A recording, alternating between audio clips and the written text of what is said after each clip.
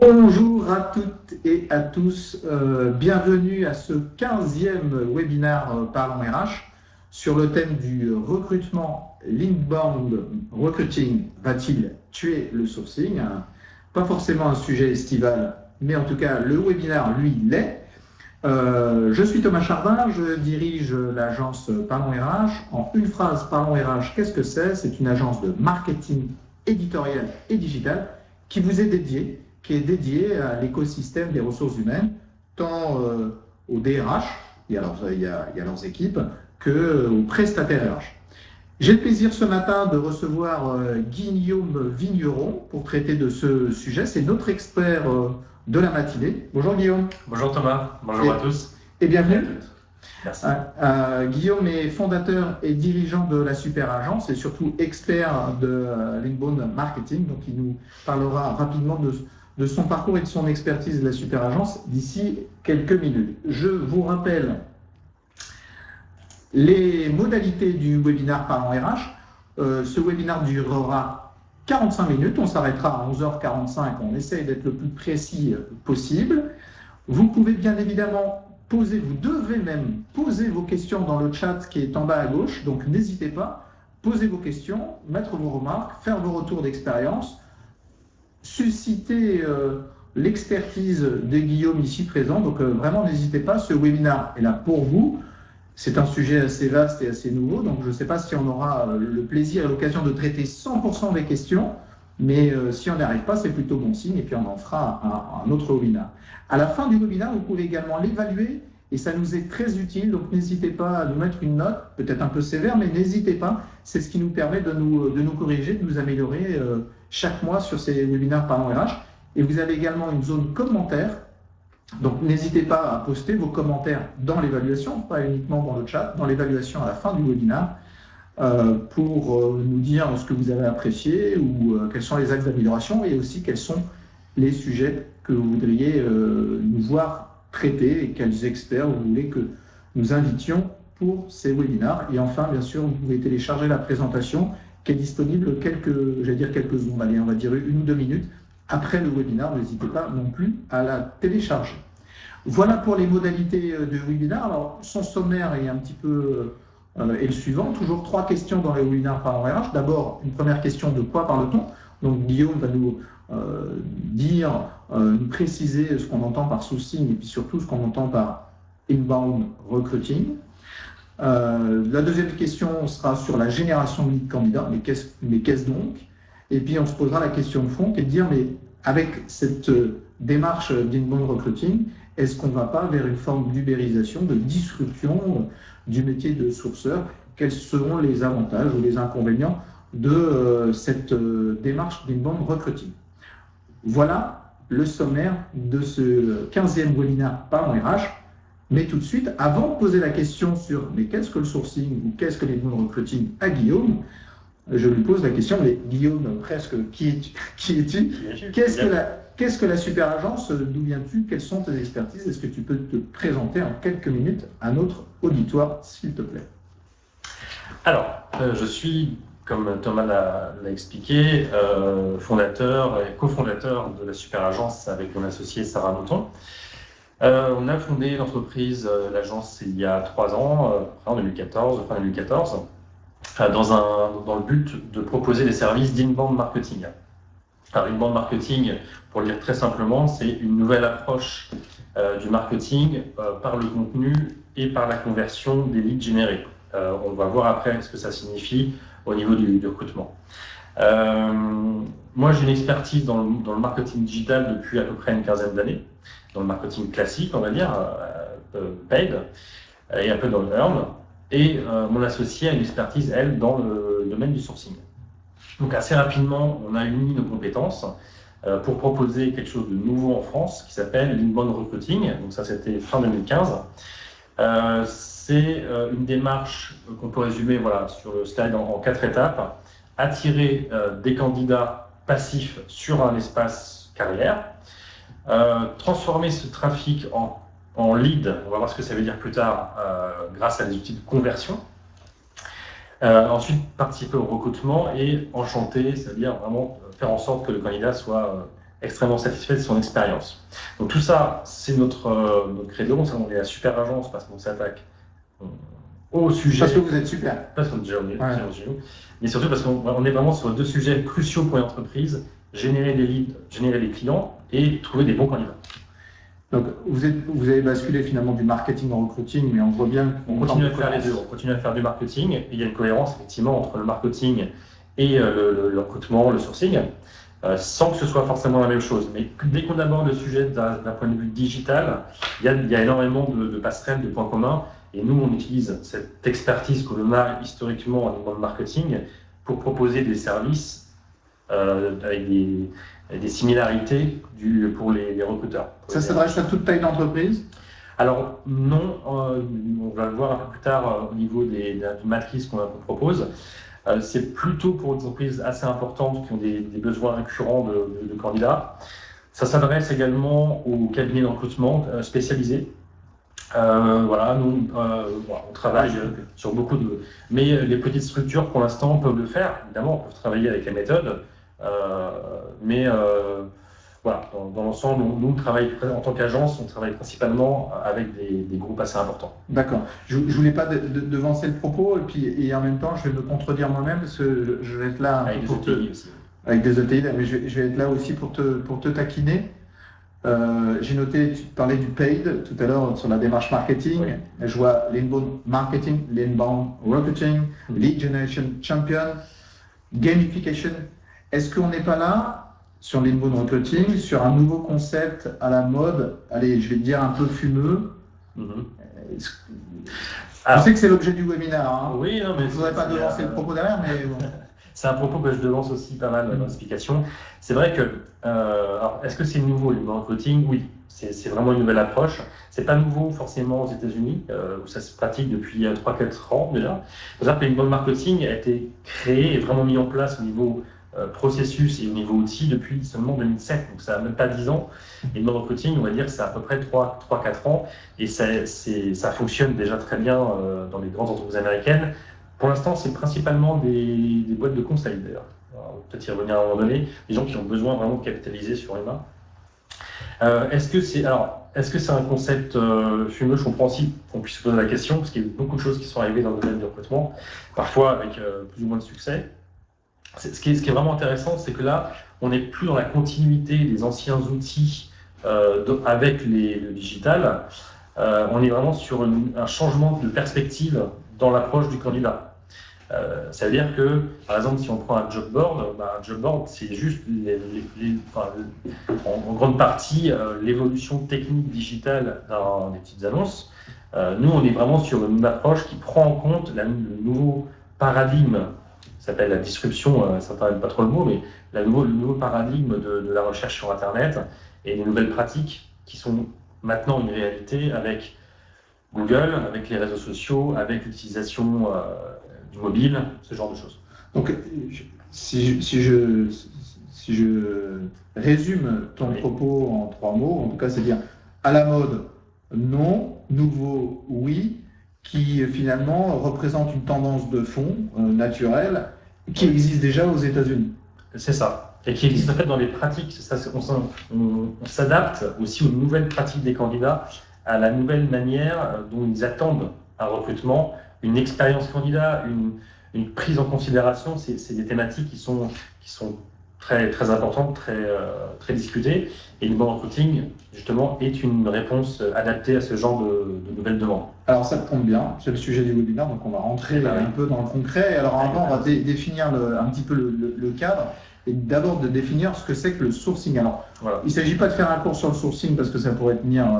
il pourrait même avoir une école sur le sujet. Donc, en 2-3 minutes, c'est un beau challenge, sourcing et inbound recruiting. Est-ce que tu peux nous le définir schématiquement? Les deux, en 3 minutes, je vais essayer. En 4, ouais. 2 minutes chacun. C'est un défi. Alors, le sourcing, ça, je pense que le concept parle pas mal aux personnes qui nous suivent.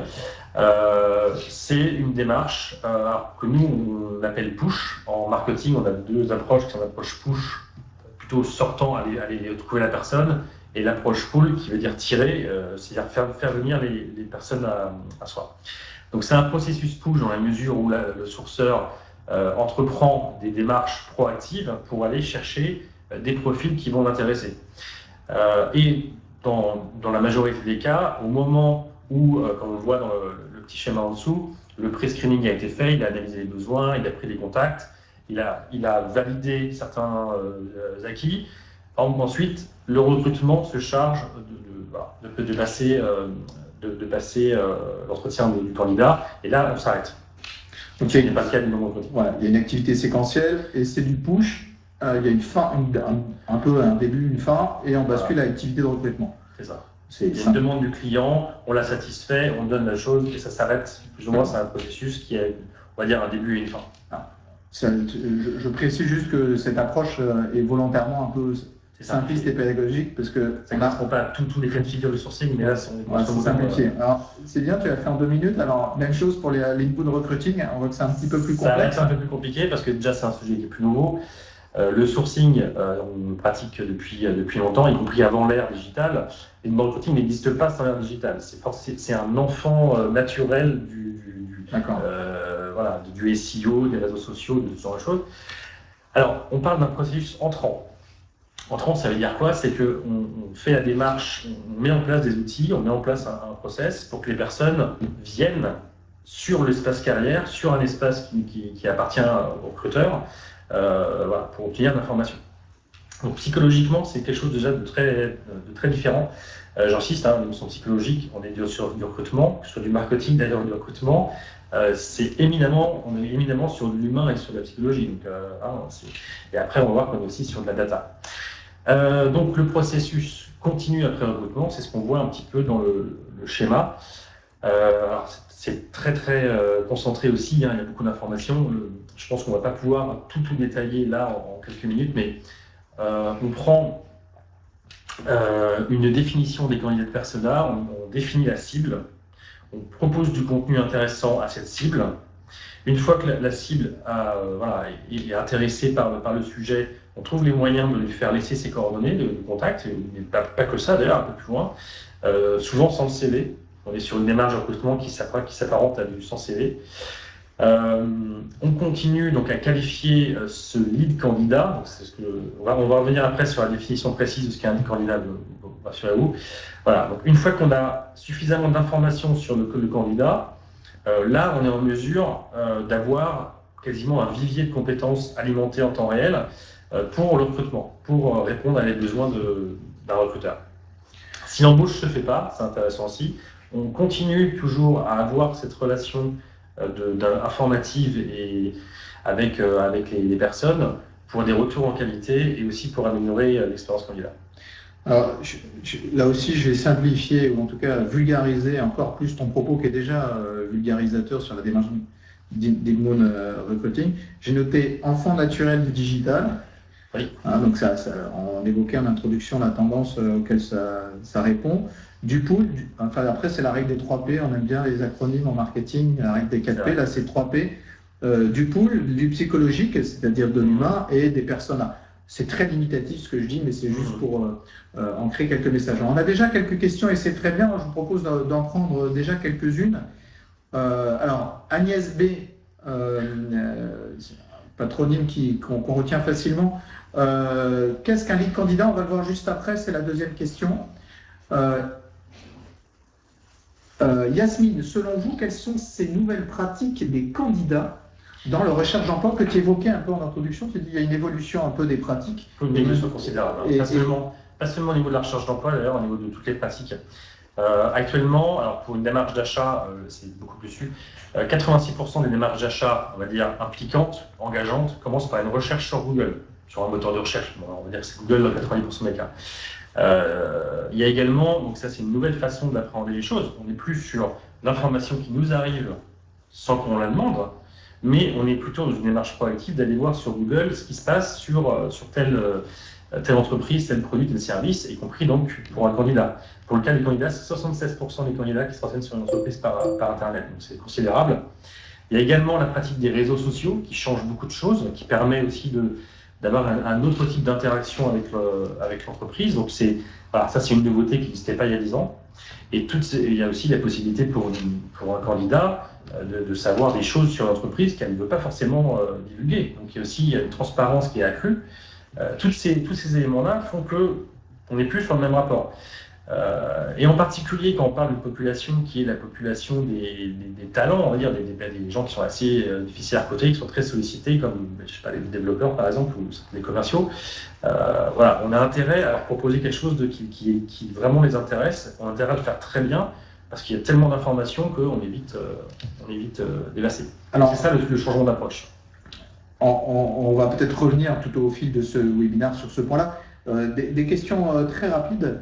Vanessa pose la question suivante qui me semble intéressante. Y a-t-il un livre blanc associé à cette présentation? Alors, la présentation est téléchargeable. Est-ce qu'il y a un livre blanc sur notre sujet? Ou est-ce qu'il y a sur l'inbound recruiting, il y a un livre blanc qu'on a publié il y a maintenant presque 1 an et demi, donc on le garde à jour. Sur notre site, le site de la super agence, vous pouvez télécharger un livre blanc qui explique en détail l'inbound recruiting. Si vous voulez en savoir plus sur comment ça fonctionne, on a 4-5 livres blancs qui tournent autour de ces sujets-là. Donc allez sur le site de la super agence, voilà. Vous trouverez... Précisément sur la question, la description du sourcing avec l'inbound recruiting, pour l'instant, il n'y a pas de livre blanc, mais restez stay tuned, comme on dit, restez à l'écoute. Ça pourrait arriver. Il y en aura très certainement. Le sourcing prend beaucoup de temps. L'inbound recruiting permet-il d'en gagner? On va le voir juste après en termes de bénéfices. C'était la question d'Hélène. Et dernière question, Agnès B, on dit c'est quoi un candidat? On va y répondre dans quelques instants. Et Marlène, qu'entendez-vous par candidate persona? Alors, c'est vrai que je suis passé un petit peu rapidement dessus. En marketing, forcément, je prends toujours la comparaison de ce qui est la base du recruiting. On doit vraiment définir une cible avant de pouvoir adresser ses services. Là, on est un peu sur une problématique similaire. Avant, pour être capable d'adresser un bon message dans un bon contexte aux candidats qu'on souhaite faire venir, il faut vraiment qu'on fasse un travail d'analyse pour savoir quel type de personne c'est, surtout quelles sont ses pratiques par rapport au digital, sur quels réseaux sociaux ces personnes interviennent, sur quel est le type de mots-clés qu'ils vont peut-être chercher pour avoir de l'information sur leur métier. Ça, c'est un travail d'analyse qui se fait, qui est assez important, qui se fait en collaboration avec les personnes de recrutement, avec des candidats eux-mêmes d'ailleurs, qui parfois participent aux études. Voilà, donc c'est une étude pour faire un portrait robot du candidat qu'on souhaite faire venir. Au niveau des connaissances, au niveau du savoir-être, un petit peu de l'attitude. Voilà, c'est un travail qui permet après de savoir dans quelle direction on va orienter le contenu.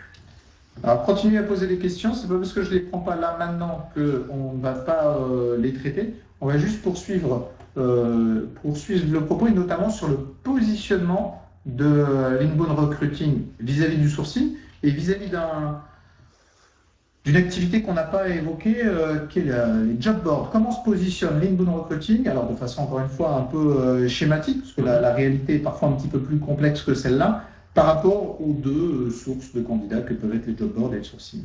Voilà.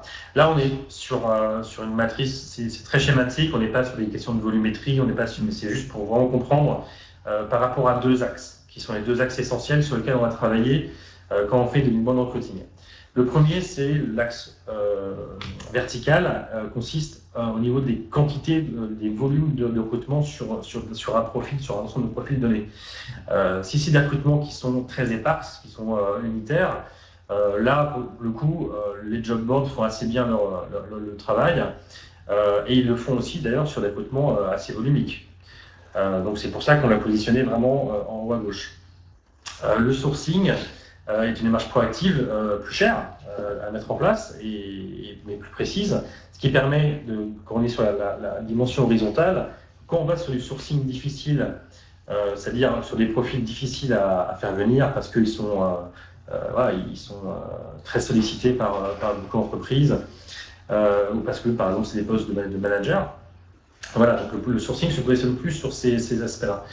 C'est pas forcément très adapté pour du volume. L'inbound recruiting, lui, c'est un peu ce qui manque dans le schéma général.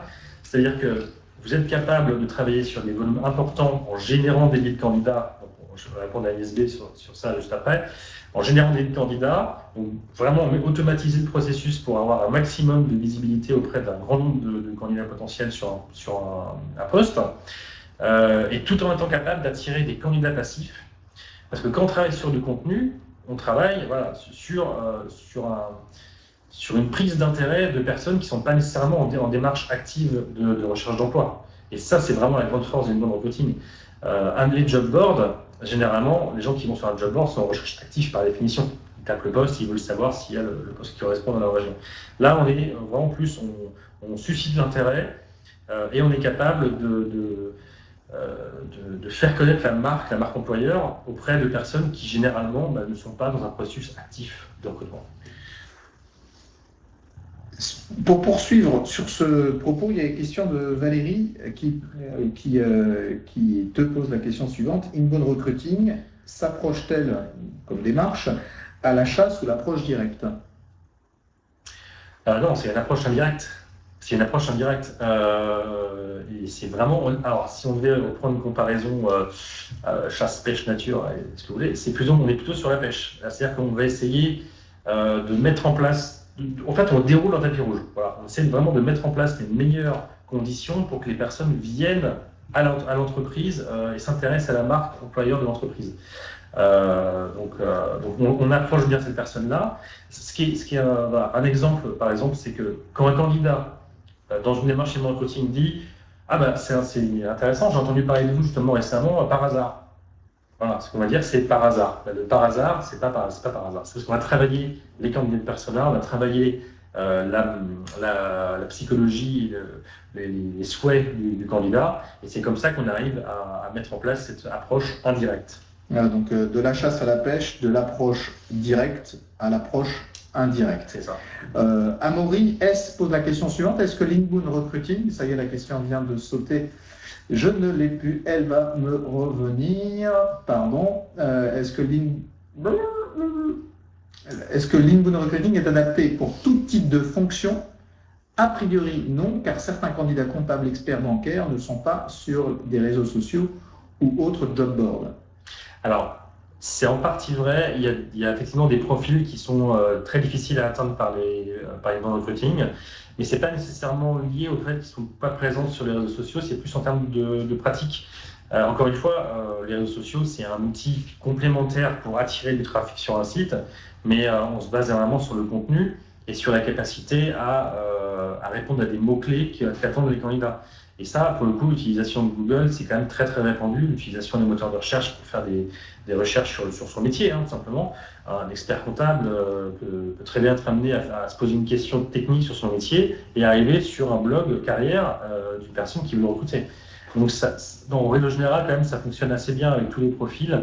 À part les profils complètement déconnectés, il y en a, évidemment ça ne fonctionne plus trop. C'est pas un outil qui fonctionne dans tous les cas de figure avec tout le monde. C'est pour ça que la matrice qu'on présente là permet aussi de voir qu'il y a un positionnement dans le recruting. C'est pas censé remplacer tout ce qui existe actuellement, mais ça permet de répondre à cette problématique qui est recrutement volumique avec des talents, du sourcing difficile. Du sourcing difficile, une recherche des compétences pénuriques. C'est ça. Et si effectivement cette compétence pénurique et volumique n'utilise pas du tout le digital, là c'est problématique. Imaginons qu'à Guéret, dans la Creuse, pas loin de Guéret, vous ayez besoin de 200 menuisiers avec une certification très particulière. Et je pars du principe que le menuisier n'utilise pas le digital, ce qui n'est pas vrai. Donc, bref, effectivement, là, ça ne pourrait pas être appliqué. Dans certains cas, c'est éventuellement possible. Alors, je prends d'autres questions. L'inbound recruiting peut-il aider à recruter sur des zones géographiques peu attractives?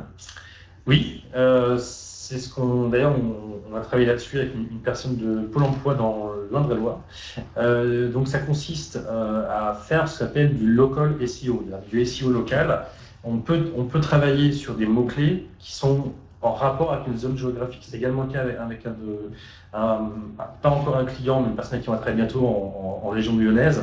Voilà. Si vraiment on veut faire venir des personnes sur une zone géographique, on fait un travail de SEO local Donc ça, je vous invite à aller voir ce que dit Ron Fishkin sur le sujet, qui est un grand maître du SEO, le grand wizard. Et il y a un travail qu'on met en place spécifiquement pour ces populations-là. Oui. Xavier Perlot te pose la question, à quel type d'entreprise s'adresse le concept? A priori, pas les entreprises du CAC 40. Ah si, parce qu'en l'occurrence, nous on travaille avec les entreprises du CAC 40, c'est pas mal, groupe bancaire, groupe automobile. Si, on peut vraiment le faire avec des entreprises du CAC 40 sur des sujets précis. Il faut après une volonté. La plus grosse difficulté avec ces grands groupes, c'est de vaincre un peu les réticences. On est quand même sur une chose nouvelle. Être un early adopter sur un utilisateur, on va dire, un peu en avance sur son temps dans un grand groupe, c'est pas forcément facile. Moi, j'ai travaillé beaucoup dans des grands groupes. Parfois, c'est un peu dur de changer les habitudes. Mais sinon, la démarche en elle-même peut fonctionner très très bien avec ce genre d'entreprise. Si vous avez des besoins, un recrutement volumique et un sourcing difficile, ça s'adresse à vous. Voilà. Actuellement, les entreprises qui s'intéressent le plus à ce qu'on fait, ce sont celles du CAC 40. Enfin, en tout cas, des grands groupes de plus de 5000 employés. Toutes les entreprises en transformation et qui en recherche La problématique qu'on voit ici, elle concerne des grands groupes, des ETI, des cabinets de recrutement, des écoles, on va le voir aussi, ça je dirai plus tard. Justement, on continue, ce qui nous reste 20 minutes. Je n'oublie pas les autres questions que j'ai sous les yeux, que je ne manquerai pas de te poser. Donc, continuez à vous poser des questions. Alors, est-ce que tu peux nous définir maintenant qu'est-ce que la génération de leads candidats, qui est quand même un élément important de la démarche? Voilà, avant, on a expliqué un peu le processus, même si j'ai dû passer assez vite, il y a beaucoup de choses à en dire, mais on voyait un peu le processus. Là, on va rentrer un peu plus dans la mécanique du fonctionnement. La génération de leads candidats, c'est la capacité qu'on a à travers un outil digital, en l'occurrence un site carrière. C'est important d'avoir la main sur les données. Pour récupérer des informations volontairement données par des candidats potentiels. Donc ça veut dire quoi? Ça veut dire qu'on n'est pas sur de l'appel à froid, on n'est pas sur de l'achat de bases de données de clients de candidats qui peuvent correspondre à tel ou tel profil. Là, on fait en sorte que ce soit la personne qui est dans le bon profil, dans le bon persona, de faire la démarche, de déposer leurs informations. Et voilà, ça peut aller justement au niveau des compétences, au niveau de la motivation, il y a beaucoup de choses qui peuvent être prises en compte. Donc l'inbound marketing, l'idée c'est vraiment de générer ce type de lead par vous-même. Une entreprise génère ces leads pour elle-même et ça permet d'avoir un rapport de confiance bien meilleur. Ça fonctionne donc sur un principe qu'on voit avec le schéma. Encore une fois, le trafic. On part sur l'idée que pour avoir ce type d'information, il faut d'abord avoir des gens qui viennent sur le site carrière. Le site carrière est optimisé, donc je parlais du SEO, Search Engine Optimization, c'est l'optimisation pour les moteurs de recherche. Le trafic, c'est des gens qui arrivent sur un site mais on ne sait pas qui ils sont. La conversion, c'est là on fait en sorte, c'est là toute la magie un peu de l'inbound, on fait en sorte de récupérer des informations pour identifier la personne. On sait qui elle est. Et ça, cette identification, ça fait partie des attributions de sourcing. Une fois que ce travail est effectué, on a ce qu'on appelle des leads candidats. Donc, c'est des sortes de prospects, des personnes potentiellement intéressées à rejoindre l'entreprise, mais qui pour l'instant sont peut-être dans une démarche plutôt « ça m'intéresse, mais je vais attendre d'en savoir plus ». En tout cas, ces personnes-là sont déjà un peu rentrées dans la base de données, mais bien avant l'ATS. D'accord. Oui, on est encore. C'est quoi un lead candidat concrètement? Comment ça se traduit? Alors, un lead candidat, là j'ai pris un exemple qui vient d'ailleurs d'un de nos clients. Les chiffres, là, les chiffres sont des. Les chiffres sont vrais. Les chiffres sont vrais, je ne dis pas de qui il s'agit. C'est des vrais chiffres. Mais c'est des vrais chiffres. On est à peu près sur cette volumétrie-là, sur un groupe qui est assez important, une UTI d'ailleurs, qui est à peu près à 10 000 visiteurs par mois, donc des gens qui arrivent sur le site carrière, encore une fois. C'est déjà conséquent. C'est déjà pas mal, c'est déjà beaucoup. Grâce à des formulaires présents sur le site carrière qui vont permettre d'avoir accès à plus d'informations. Alors classiquement, on parle de livres blancs. Ouais. Ça peut être, il y a un truc qui fonctionne très très bien, c'est par exemple des simulateurs de salaire. Si vous allez sur le site de Robert Half, qui est un grand groupe, où vous avez ce genre de choses. Les personnes lisent des choses. Est-ce que votre salaire correspond à mon niveau de compétence? Calculez-le grâce à notre applicatif. Donc ça, l'applicatif est un super élément de norme.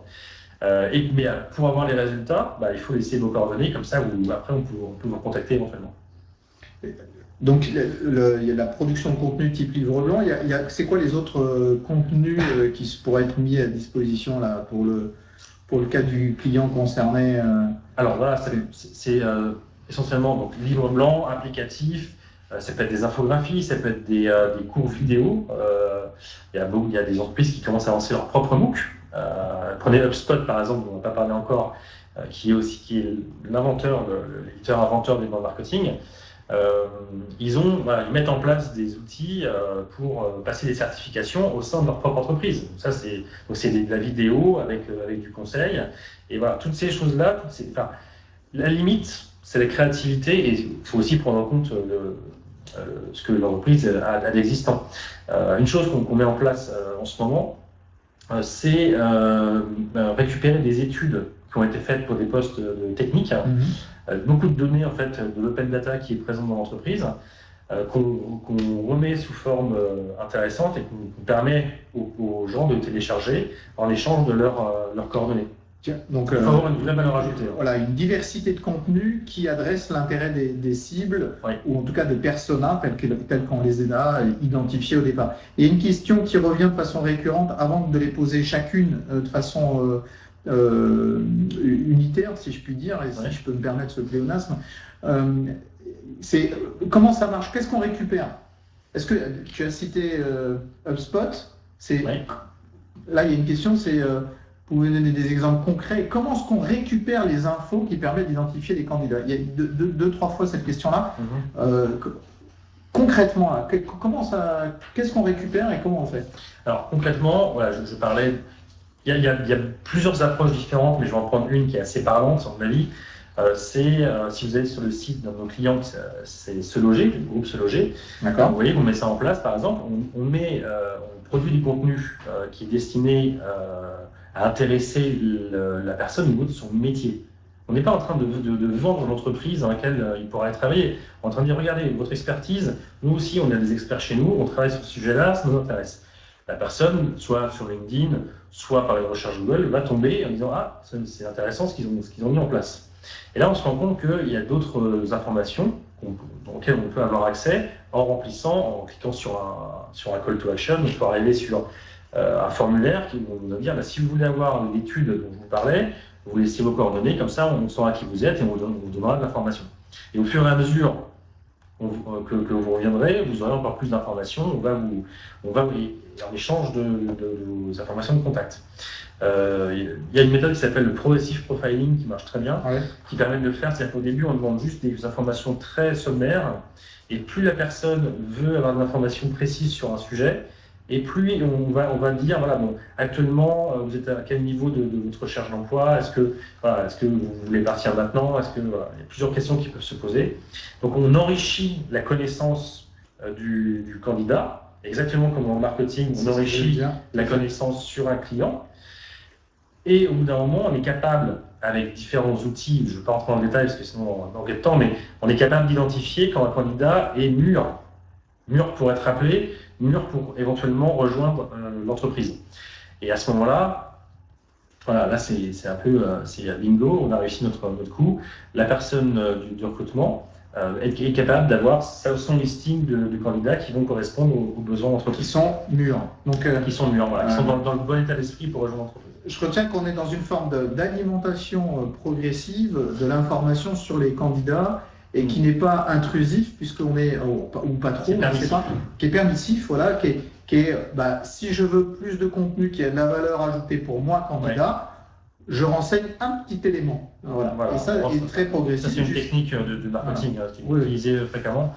Et effectivement, la notion de permission s'appelle le permission marketing, théorisé par Seth Godin, qui était l'ancien directeur marketing de Yahoo, qui explique que maintenant, c'est ça aussi le changement de paradigme. Les gens n'ont pas envie qu'on leur pique des informations, mais si à un moment donné, ils estiment que l'échange peut se faire et qu'on on laisse des informations pour avoir de la data qui nous intéresse, là c'est un bon deal. Allez, j'ai une question, on prend la question de François F. Encore une fois, je n'oublie pas les autres, quels sont les autres outils, Jennifer, etc. Elles sont notées ici. Ouais. Voilà, c'est Ferrat qui me les passe, on essaiera de les traiter toutes à la fin, mais comme c'est sur cette slide-là particulièrement, François qui te pose la question, le taux de conversion de 6% est-il une constante, une moyenne? Moi j'ai retenu que c'était le chiffre d'un client. Oui, c'est un chiffre que ça se met en place progressivement la conversion, ça augmente. On est sur un taux de conversion qui est supérieur à celui du marketing. D'accord. En général, un bon taux de conversion en marketing, c'est de l'ordre de 2-3%. Il y a aussi parce que, encore une fois, quand on dit un client, un candidat, c'est la même chose, c'est pas du tout la même chose, c'est pas les mêmes réflexes, c'est pas les mêmes pratiques. Donc oui, le taux de conversion est supérieur à celui du marketing. 6%, c'est assez bon quand même, c'est un très bon chiffre. En règle générale, on est aux alentours de 4-5. Ce qui est important, me semble-t-il, c'est finalement la valeur du chiffre final, qui est un produit d'une base fois un taux. Donc, si le taux est plus faible et que vous avez un trafic plus élevé, voilà, on peut jouer. Il y a deux paramètres pour jouer là-dessus.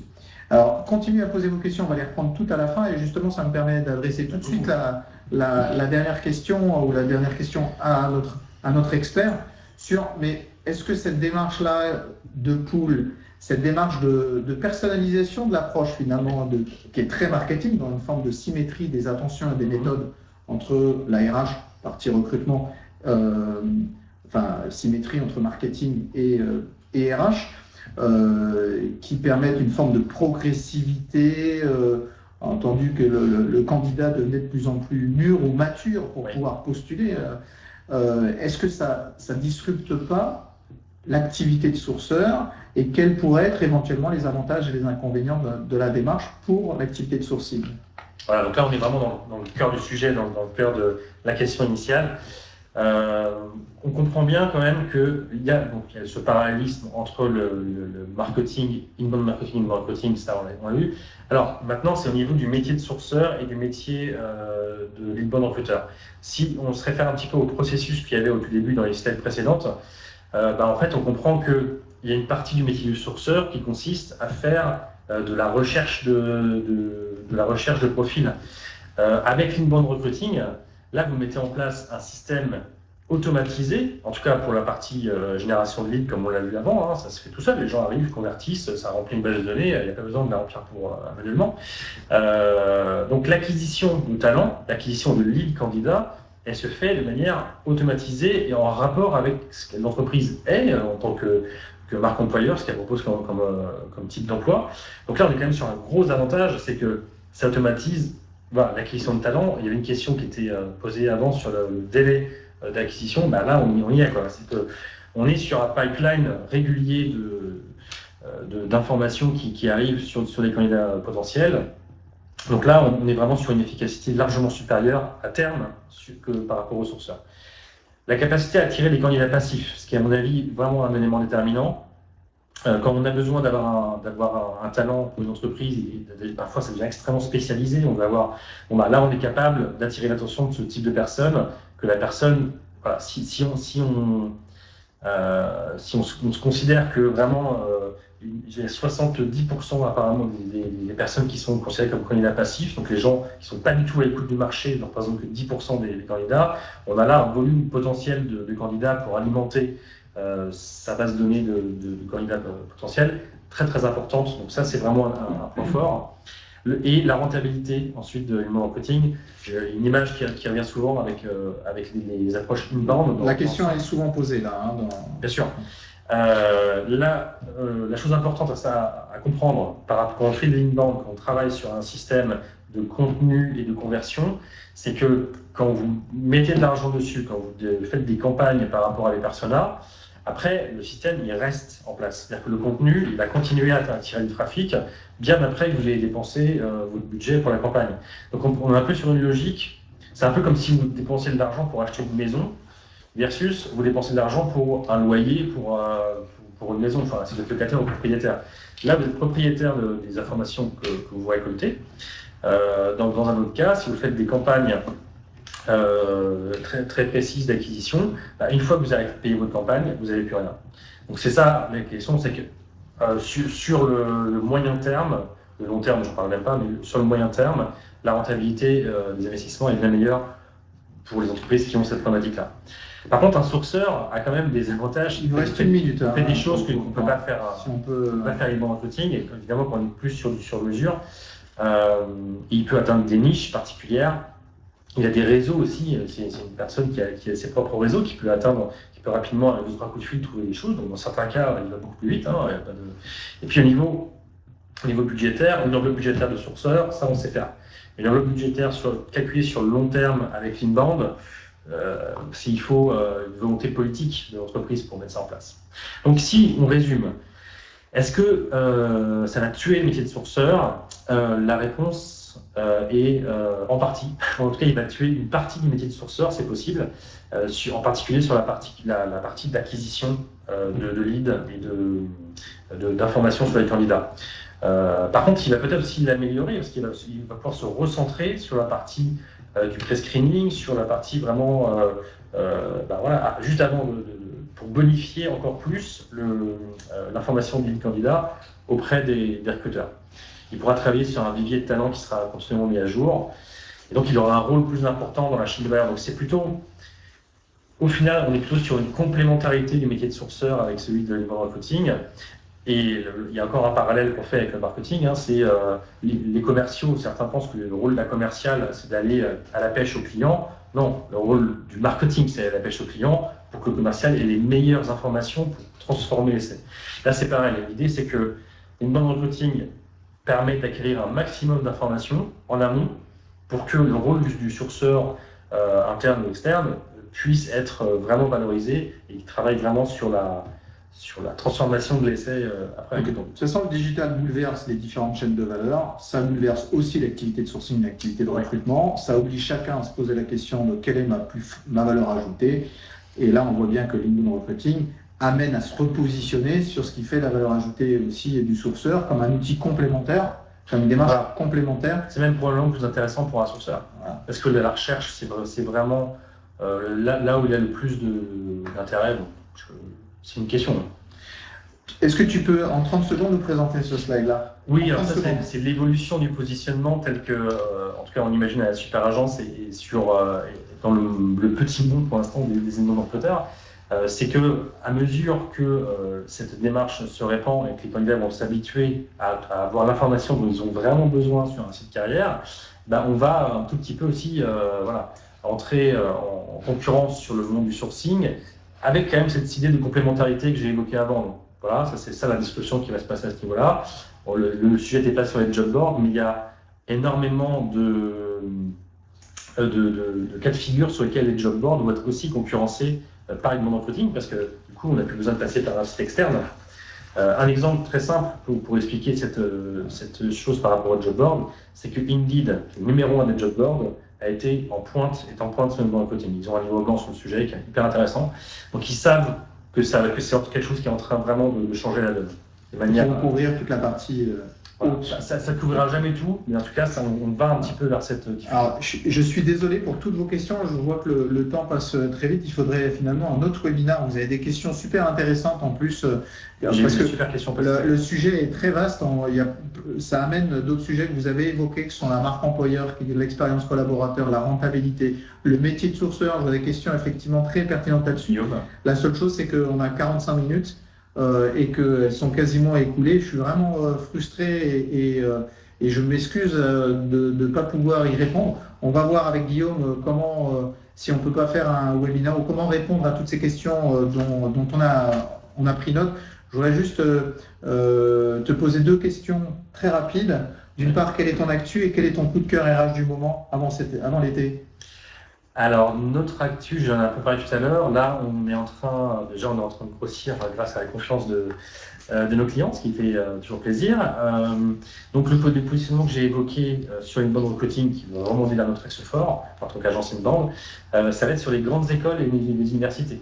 D'accord, c'est ce que j'ai dit tout à l'heure. Donc là, on est en train de lancer le livre blanc, le contenu. On va vraiment attaquer ce secteur-là, qui est vraiment où on est sur des candidats, mais qui sont aussi un petit peu des clients. Les grandes écoles, oui. Donc il y a des problématiques qui sont vraiment dans notre scope. Donc ça, on va lancer ça. Et ton coup de cœur? Et mon coup de cœur RH.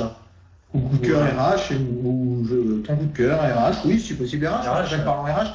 Moi, c'est ouvert. Le sujet qui m'intéresse énormément dans les RH actuellement, c'est tout ce qui est lié à la blockchain, la capacité d'authentifier les informations par le système de la blockchain. Je trouve que là-dedans, il y a des potentialités énormes sur le fonctionnement sans CV, par exemple. C'est un truc super intéressant. Et puis, après, mon coup de cœur personnel, c'est forcément celui qu'on a une petite fille qui a eu 6 mois là, avant-hier, et qui a eu son premier mot qui a été attends. D'accord. Son vrai mot, donc. Et ça n'a pas été papa ni maman, ça a été attends. Heureusement qu'elle n'a pas dit dans le marketing, ça m'aurait inquiété. Bon, écoutez, quel beau coup de cœur. Alors, moi, je vous invite.